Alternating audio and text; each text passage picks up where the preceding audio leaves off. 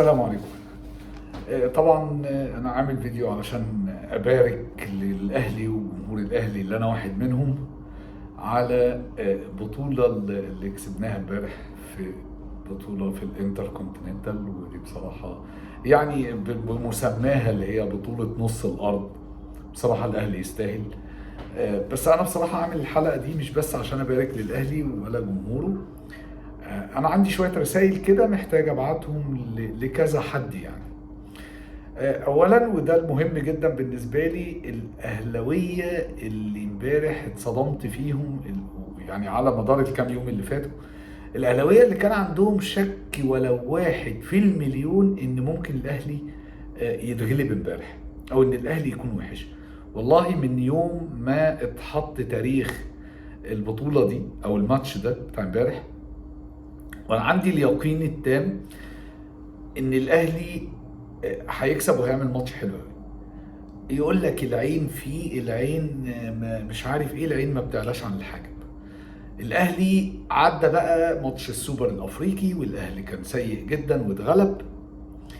عدى بطولة السوبر المصري والاهلي ما كانش احسن حاجة. ماتش سيراميكا طبعا الاهلي كان مستواه وحش جدا اسف. وبعدين ماتش النهائي مع الزمالك برضو الاهلي المستوى ما كانش احسن حاجة. لكن يا جماعة أنا عايز أقول لكم حاجة، دي رسالة لكل الأهلاوية. الأهلي في الماتشات العالمية بيتحول لفريق عالمي، فأيا كان مستوى الأهلي قبل الماتشات دي، في الماتشات دي الموضوع بيختلف تماما. دي أول رسالة. الرسالة الثانية للزملكاوية، إخواتي وحبايبي وكل حاجة، لكن أنا عايز أقول لهم حاجة. عايز أقول لهم اتفرجوا على الأهلي وتعلموا عشان بجد تعرفوا الفرق.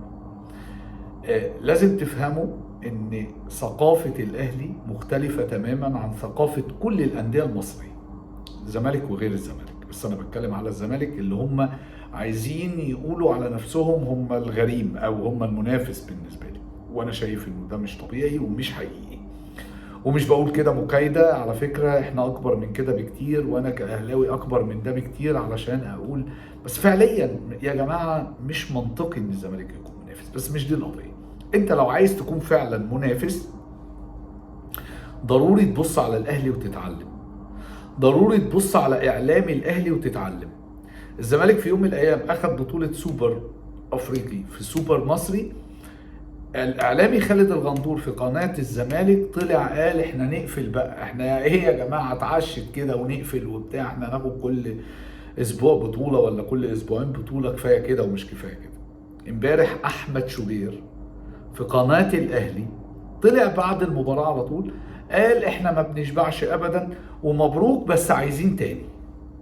هي دي الثقافه، هو ده، دي ثقافه اعلام وثقافه جمهور الاهلي وجمهور الزمالك. دي كانت الرساله الثانيه. الرساله الثالثه الكوميديان عمرو الدرديري اللي بالفعل هو يعني مصدر بهجه وسعاده لكل الاهلاويه. عمرو الدرديري منزل صوره كده مش عارف فيها لعيبه الزمالك وكاتب عليها عملتها قبلك. بعد ماتش العين والاهلي امبارح هو منزل صوره النهارده علشان بيتريق على كاس نص الارض وبيقول عملتها قبلك. استاذ عمرو انت لو عملتها تغطيها وتعملها بعيد عننا علشان ريحتك قرفانه. استاذ عمرو انت لو عملتها قبلي فانا ما وعاش عليها، بشجع الاهلي بقالي 37 سنه تقريبا، عمري 45 وبشجع الاهلي تقريبا من 37 سنه. فتقريبا لو انت عملتها قبلي فاستاذ عمرو انا اسف ان اقول لك ان لو حصلت من الزمالك قبل كده فتقريبا كنت انت لسه ما اتطهرتش، انا اسف. الرسالة الثالثة والرابعة والأخيرة لمقدمي المحتوى، وكان قصدي في الرسالة دي لمقدمي المحتوى الزملكاوية على البوستات اللي نازلة وعلى الطريقة اللي بيتكلموا بيها بعد الإفراج عن أو العفو الرئاسي اللي صدر عن ثلاثي الزمالك اللي هو طبعا كابتن عبد الواحد السيد ودونجا ومصطفى شلبي. لاني شايف نغمه دمها تقيل قوي بصراحه. الناس بتقول انه كان من الاول، فهل انتوا كعقليه متخيلين انه ده كان فيلم بيتعمل؟ طب بصرف النظر عن كده لانه اكيد مش حقيقي، برضو لقيت حد من صناع المحتوى الزملكاويه اللي بينتمي يعني لنادي الزمالك بيقول انه احنا بنرخص نفسنا ما نلعب الماتشات دي في مصر. يا جماعه ايه يا بني ادمين اللي انتوا بتقولوه ده؟ ازاي؟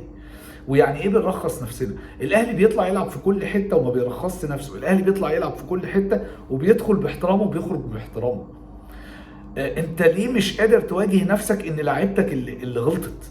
ليه مش قادر تواجه نفسك؟ الحمد لله الحمد لله، قدر الله ما شاء فعل، والحمد لله انهم طلعوا بسلامه الله يعني، وما حصلش مشكله، والحمد لله الموضوع ما كبرش عن كده.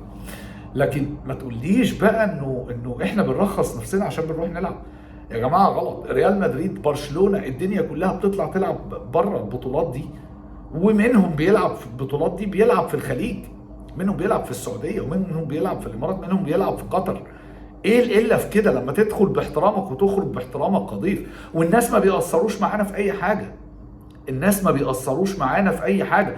كرم ضيافه على اعلى مستوى، على اعلى مستوى.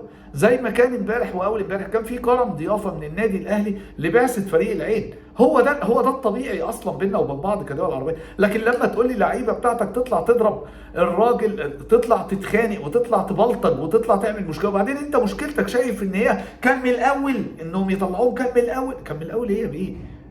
يا بيه انت ليه عندك مشكله دايما في انك تعاقب بالقانون؟ طب ان خد حقك واديني حقي. انت ليه عندك مشكله في ده؟ ليه بس عايز حقك؟